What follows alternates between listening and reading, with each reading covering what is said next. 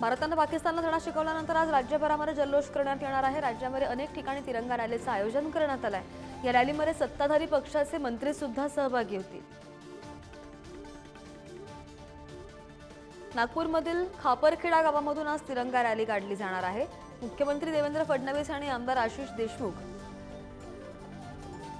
यांच्या उपस्थितीमध्ये ही रॅली काढली जाईल। मुंबईमध्ये सुद्धा तिरंगा रॅलीचं आयोजन करण्यात आलेलं आहे। उपमुख्यमंत्री एकनाथ शिंदेंच्या उपस्थितीमध्ये मुंबईमध्ये तिरंगा रॅलीचं आयोजन करण्यात आलंय। उपमुख्यमंत्री अजित पवार आज मुंबई गोवा महामार्गाची पाहणी करणार आहेत। रायगडच्या माणगावमध्ये अजितदादा रस्त्याच्या कामांचा आढावा सुद्धा घेतील। संजय राऊत यांचा नरकातला स्वर्ग या पुस्तकाचे प्रकाशन झालं आणि यावेळी शरद पवार, उद्धव ठाकरे आणि जावेद अख्तर सुद्धा उपस्थित होते। या पुस्तकातील मजकुरावरून राज्यामध्ये राजकीय वादंग रंगलेला होता। हे सरकार घालवावं लागेल, ज्यांनी स्वर्गासारखा देशाचा नरक बनवलेला आहे त्यांच्या विरोधात लढावंच लागेल असा हल्लाबोल उद्धव ठाकरे यांनी पुस्तक प्रकाशनावेळी केला। की सरकार येतं, सरकार जातं, हे सरकार सुद्धा उद्या जाणार आणि ते आपल्याला घालवावंच लागेल। केवळ कोणाला काय व्हायचंय, मला हे व्हायचंय, मला ते व्हायचंय म्हणून नाही, तर ज्यांनी आपल्या देशाला म्हणजे स्वर्गासारखा आपला जो देश आहे त्या देशाचा आणि त्या स्वर्गाचा नरक करण्याचा जो प्रयत्न चालू ठेवलेला आहे त्यांना नरकात टाकण्यासाठी म्हणून आपल्याला लढावंच लागेल आणि नुसतं लढावंच नाही तर जिंकावंच लागेल आणि ती जिंकण्याची उर्मी या पुस्तकाने दिलेली आहे। भाजपाचं तथाकथित बुरसटलेलं हिंदुत्व मानायला मी तयार नाही अशी टीका उद्धव ठाकरे यांनी केली आहे। तुमचे विचार पटत नाही म्हणून आम्ही पाकिस्तानपेक्षा वाईट झालो का असा सवाल सुद्धा त्यांनी अमित शहांना उपस्थित केला। अमित शहांबद्दल सुद्धा जे काय म्हटलं जातंय काय, मी त्यांना सांगते की कशासाठी तुम्ही आम्हाला एवढा दुश्मन समजताय? आम्ही विरोधी विरोधी विरोधी म्हणजे कोणाचे विरोधी? तुमची आणि आमची मतभेद झाले, मतं पटत नाहीत। तुम्ही जे काय तुमचं तथाकथित बुरसटलेले हिंदुत्व ते हिंदुत्व मी मानायला तयार नाही। आमचं हिंदुत्व हे देशासाठी, राष्ट्रीयत्व हेच आमचं हिंदुत्व आहे। सत्ताधारी पक्षांच्या लोकांना पुस्तक न वाचता ते कसं काय समजलं माहित नाही असा टोला शरद पवार यांनी लगावलाय। प्रसिद्ध होणार आहे की गेले 2 दिवस आपण असतो टीव्ही खातो। मला आश्चर्य होतं की सत्ताधारी पक्षाच्या लोकांना ते पुस्तक अजून न वाचता कसं समजलं मला माहिती। सत्तेचा गैरवापर कसा होतो त्याचं उत्तम लिखाण या पुस्तकाच्या माध्यमातून महाराष्ट्रासमोर आणलेलं आहे असं म्हणत पवार यांनी राऊतांचं कौतुक केलंय। हे पुस्तक लिहिलं त्याच्यातून जी माहिती येते ती बघितल्याच्या नंतर एकंदर सत्तेचा गैरवापर कसा होतो याचं उत्तम लिखाण या पुस्तकाच्या माध्यमातून महाराष्ट्राच्या जनतेच्या समोर आलेली आहे। किंवा ना केव्हा हुकुमशहाला गाडायचा आहे अशी टीका संजय राऊत यांनी पुस्तक प्रकाशनाच्या वेळी केली। काही लोकांनी महाराष्ट्र नरक केलाय आणि तो आता स्वर्ग करायची सुरुवात झाली असं सुद्धा ते म्हणाले। पुस्तकाचा सगळ्यात शेवटचा सार असा आहे की महाराष्ट्र क्या करोगे आप, तानाशाह कब तक तानाशाही करते रहेगा। केव्हा ना केव्हा तरी त्या हुकुमशहाला सुद्धा जमिनीत गाडलं जातं। हा या देशाचा नाही जगाचा इतिहास आहे। नरकातला स्वर्ग पुस्तक प्रकाशन सोहळ्यादरम्यान जावेद अख्तर यांनी पाकिस्तान आणि नरक हा पर्याय असेल तर नरकात जाणं पसंत करेन असं वक्तव्य केलं आणि 3 वेळा मुलांकडून धमकी आल्याची माहिती सुद्धा जावेद अख्तर यांनी दिली आहे। तू तो काफिर है और जहन्नुम में जाएगा। वो कहते हैं जिहादी पाकिस्तान चला गया। अब अगर मेरे पास सिर्फ चॉइस पाकिस्तान और जहन्नुम यानी नरक की है तो मैं नरक ही जाना पसंद करूंगा। देशावर संकट आल्यास कायम पंतप्रधान मोदींसोबत राहणार अशी भूमिका उद्धव ठाकरेंनी स्पष्ट केली। पदाधिकाऱ्यांसोबतच्या बैठकीमध्ये उद्धव ठाकरेंनी ही भूमिका मांडली आहे. काश्मीर काल पण आपलं होतं आणि आजही आहे, उद्या सुद्धा राहणार असंही ते यावेळी म्हणाले. दगाबाज मित्रापेक्षा दिलदार शत्रू बरा, भाजप दगाबाज मित्र निघाला अशी टीका उद्धव ठाकरे यांनी केली आहे. बाळासाहेबांचा मुलगा मुख्यमंत्री झाल्यावर शिवसेनेला संपवण्याची रणनीती आखली असा आरोप सुद्धा त्यांनी केला. आगामी महापालिका निवडणुकांच्या अनुषंगाने काँग्रेसने कंबर कसल्याचे दिसतंय. काँग्रेस पक्षामधील पदाधिकाऱ्यांमध्ये लवकरच फेरबदल केले जाणार आहेत आणि काँग्रेस पालिका निवडणुका स्वबळावर देखील लढण्यास तयार असल्याची माहिती आहे.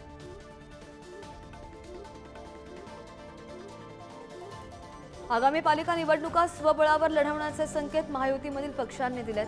अमरावती महानगरपालिका भाजप स्वबळावर लढवणार असं नवनीत राणा म्हणाल्या. तर आम्ही स्वतंत्रपणे भगवा फडकवण्यासाठी सज्ज आहोत असं सुद्धा नरेश म्हस्के म्हणाले. आमच्या मेन सुद्धा आमचे भारतीय जनता पार्टीचा होणार, कोणासोबत कोणती युती नाही. हा सिंगल हँडेड भारतीय जनता पार्टीचं हे बघा एवढं करणारे शब्द निवडले. आणि परत एकदा नितीन भाऊ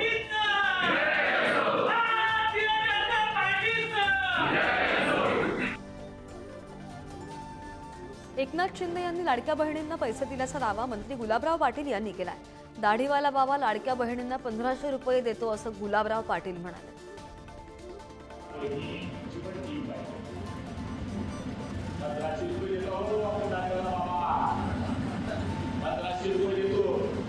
पुरुषांपेक्षा जर महिलांनी ठरवलं तर महिला आघाडीची नोंदणी पुरुषांपेक्षा जास्त होऊ शकते.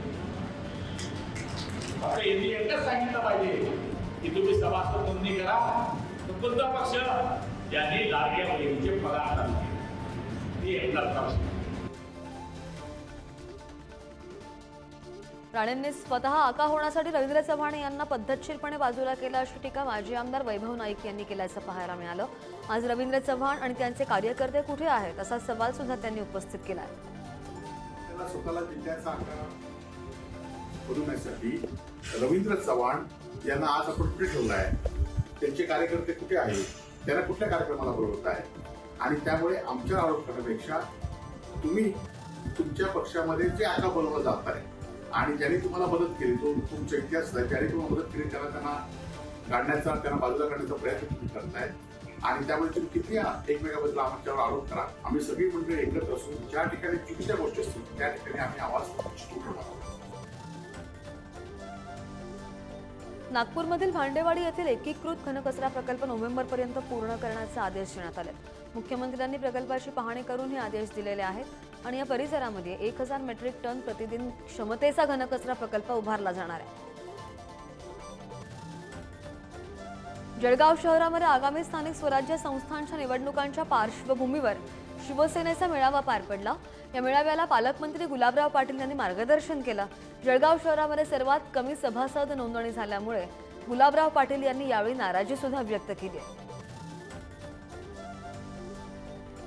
मुंबईमध्ये मान्सूनपूर्व नालेसफाईची कामं जोरात सुरू आहेत. 31 मे पर्यंत 80% नालेसफाई करायची आहे. मात्र 18 मे पर्यंत केवळ 55% नालेसफाई झाल्यामुळे अवघ्या 15 दिवसामध्ये 45% नालेसफाई करण्याचं आव्हान कंत्राटदारांसमोर आहे. आणि त्यामुळे इतक्या कमी वेळात नालेसफाईचं काम होणार का असा सवाल आता मुंबईकर उपस्थित करतात.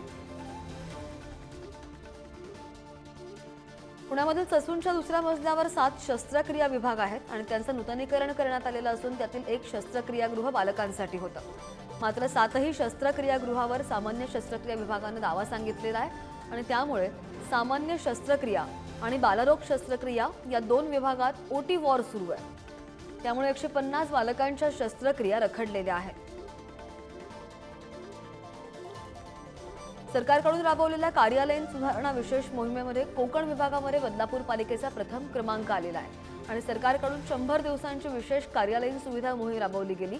या मोहिमेअंतर्गत प्रत्येक महसूल विभागामधील उत्कृष्ट तालुका कार्यालयांची निवड सुद्धा करण्यात आली. जळगाव सुवर्णनगरीमध्ये पुन्हा सोन्याच्या दरामध्ये 300 रुपयांची घसरण झाली आहे. जळगाव सुवर्णनगरीमध्ये सोन्याचे दर 96,100 रुपये प्रति तोळा तर चांदी 99,900 रुपये प्रति किलो आहे. अमेरिका आणि चीनमध्ये व्यापार करार झाला असल्यामुळे दरामध्ये घसरण होतीये. रत्नागिरी जिल्ह्यामध्ये मध्यरात्रीपासून अवकाळी पावसाला जोरदार सुरुवात झाली आणि या पावसामुळे वाढत्या उकाड्यामुळे त्रस्त झालेल्या नागरिकांना दिलासा मिळाला आहे. शेवटच्या टप्प्यामधील आंबा पिकाला अवकाळी पावसाचा फटका बसण्याची शक्यता.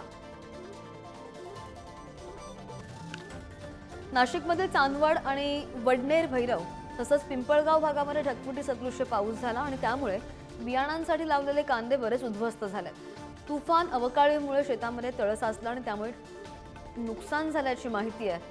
द्राक्ष बागेमधून पाण्याचे लोंढेच्या लोंढे वाहत आहे आणि या अवकाळी संकटाने शेतकरी मात्र बराच हवाल दिले. मीरा भाईंदर परिसरामध्ये अवकाळी पावसामुळे हजेरी लावली आणि त्यामुळे मासेमारी बांधवांचं मोठं नुकसान झालंय. एकीकडे डिझेल आणि जाळीचे भाव गगनाला भिडलेले असताना दुसरीकडे अचानक आलेल्या पावसामुळे सुक्या मासोळींचं नुकसान झालंय. खरीपामध्ये शेतकऱ्यांना बी बियाणं, खतं आणि निविष्ठांचा सुरळीत पुरवठा व्हावा. कुठेही साठेबाजी होता कामा नये. साठेबाजी निदर्शनास आली तर शासनाकडून कडक कारवाई केली जाईल असा इशारा अकोल्याचे पालकमंत्री आकाश फुंडकर यांनी दिलाय.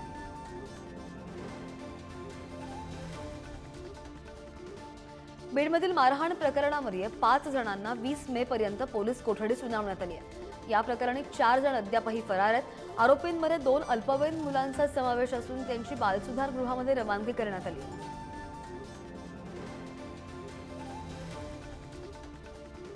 लातूर शहरामधील अनधिकृत शाळांची मनसे पदाधिकाऱ्यांनी तोडफोड केली. शिक्षण विभागाने बंद करण्याचे आदेश देऊन सुद्धा शाळेमध्ये प्रवेश सुरू असल्याची माहिती आहे. शासनाचे आदेश झुगारून शाळेत प्रवेश प्रक्रिया सुरू करणार असल्याची माहिती मिळताच मनसेने शाळेची तोडफोड केली आहे. पाकिस्तानच्या न्यूक्लिअर धमकीला आम्ही घाबरत नाही असं केंद्रीय गृहमंत्री अमित शहा यांनी ठणकावलं. भारताच्या एअर डिफेन्स सिस्टीमने पाकिस्तानच्या मिसाईल्सला दणका दिल्याचं सुद्धा अमित शहा म्हणाले. जग प्रेमाची भाषा तेव्हाच शिकतं जेव्हा तुमच्याकडे शक्ती असते असं वक्तव्य सरसंघचालक मोहन भागवत यांनी केलंय. विश्वकल्याण हा आपला धर्म असून आपली ताकद जगाने बघितली आहे असं सुद्धा ते म्हणाले. सब क्षेत्रों में प्रगति करेगा, करना ही चाहिए. भारत किसी की शत्रुता नहीं करता, लेकिन उसकी शत्रुता करने वाले अगर दुस्साहस करेंगे तो उनको पूरा सबक सिखाने की ताकत भी भारत रखेगा और रखनी चाहिए. केंद्र सरकारकडून मोस्ट वॉन्टेड दहशतवाद्यांची यादी तयार आहे आणि हा मोस्ट वॉन्टेड दहशतवाद्यांची यादी भारत पाकिस्तानला देणार आहे. या यादीमध्ये हाफिज सय्यद, दाऊद, मसूद अझहरचं सुद्धा नाव असल्याची माहिती आहे. पाकिस्तानी गुप्तचर यंत्रणांशी संबंध असल्याच्या कारणावरून प्रसिद्ध युट्यूबरला अटक करण्यात आलेली आहे. हरियाणामधील या युट्यूबर तरुणीचं नाव ज्योती मल्होत्रा आहे. ज्योतिस्वर ट्रॅव्हल विथ जो या नावानं युट्यूबर चॅनल सुद्धा आहे आणि पाकिस्तानला संवेदनशील माहिती पुरवल्यासंदर्भात 6 भारतीय नागरिकांना अटक झाली आहे. भारत आणि पाकिस्तानमधील शस्त्रसंधीनंतर नियंत्रण रेषेजवळील काश्मीरमधील गावकरी नुकसानीचा अंदाज घेण्यासाठी परतलेले आहेत. या परिसरामधील घरं क्षेपणास्त्रांनी आणि गोळीबारानं नुकसान झालेल्या अवस्थेत पाहायला मिळत आहे. जम्मू आणि काश्मीर पोलिसांनी मध्य आणि उत्तर काश्मीरमधील सोपोर, बारामुल्ला, हंदवाडा, गंदरबल आणि श्रीनगरसह अनेक भागात छापे टाकले. दहशतवादाशी संबंधित प्रकरणांच्या चौकशीच्या संदर्भात ही कारवाई केली जाते. अटारी वाघा सीमेवरून 5 अफगाण ट्रक विशेष परवानगीने भारतात दाखल झाले. अफगाणिस्तानच्या व्यापाऱ्यांचं हित लक्षात घेऊन भारतानं ही परवानगी दिली आहे. 5 पैकी 4 ट्रक सुक्या मेव्यानं भरलेले होते आणि 1 ट्रक तुतीने भरलेला होता. अजमेरमधील सफरचंद व्यापाऱ्यांनी तुर्कीच्या सफरचंदांवर बहिष्कार टाकण्याचा निर्णय घेतला. भारत आणि पाकिस्तान यांच्यामधील वाढत्या तणावाच्या पार्श्वभूमीवर तुर्कीनं पाकिस्तानला पाठिंबा दर्शवल्यानंतर व्यापाऱ्यांनी हा निर्णय घेतला. भारतामध्ये अशांतता पसरवण्याच्या अजेंड्यावर पाकिस्तान अजूनही काम करताना पाहायला मिळत आहे. पाकिस्तानची गुप्तचर यंत्रणा ISIनं शस्त्रसंधीच्या घोषणेनंतर खलिस्तानी समर्थकांना चिथावणी देण्यास सुरुवात केली आहे आणि त्यामुळे भारतामध्ये मोठी अतिरेकी कारवाई होण्याची शक्यता सध्या नाकारता येत नाहीये. देशावर हल्ला होत असताना सुद्धा पाकिस्तानचे पंतप्रधान शहबाज शरीफ स्विमिंग पूलमध्ये मजा करत असल्याचा व्हिडिओ समोर आलाय. या व्हिडिओमध्ये ते भारताने हल्ला केला तेव्हा मी स्विमिंग पूलमध्ये होतो असं म्हणत हसण्याचा प्रयत्न केला. बलूच आर्मीने पाकिस्तानी सैनिकांच्या हत्येची जबाबदारी स्वीकारली आहे. बलूच आर्मीने पाकिस्तानी सैन्यावर हल्ले सुरूच ठेवणार असल्याचं सुद्धा म्हटलं. पाकिस्तानचे सैनिक कोणत्याच कोपऱ्यात सुरक्षित नसल्याचा थेट इशारा बलूच आर्मीने दिलाय. बेळगावमध्ये लग्न मंडपामध्ये हार्ट अटॅक आल्यामुळे नवरदेवाचा मृत्यू झाला. डोक्यावर अक्षता पडल्यानंतर शुभेच्छा स्वीकारण्यासाठी स्टेजवर जात असताना त्याचा मृत्यू झाला. या घटनेमुळे आनंदाने भरलेल्या मंडपात शोककळा पसरली.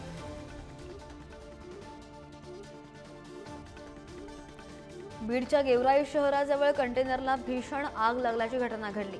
अचानक लागलेल्या आगीने रौद्र रूप धारण केल्यामुळे वाहतूक काही काळ विस्कळीत झालेली होती. अग्निशमन दलानं आग आटोक्यात आणली, मात्र कंटेनरमधील साहित्य जळून खाक झालंय. लातूर जहिराबाद महामार्गावर दुचाकी आणि कारचा अपघात झाला. या अपघातामध्ये दुचाकीवरील एकाच कुटुंबातील 3 जणांचा मृत्यू झालाय. मृतांमध्ये 2 पुरुष आणि एका महिलेचा समावेश.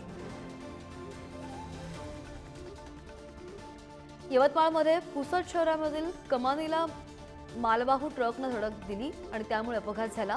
कमानीचं बांधकाम ट्रकवर कोसळलं आणि त्यामुळे चालक काही काळ ट्रकमधून अडकून पडला होता. स्थानिकांच्या मदतीने चालकाला बाहेर काढण्यात आलं.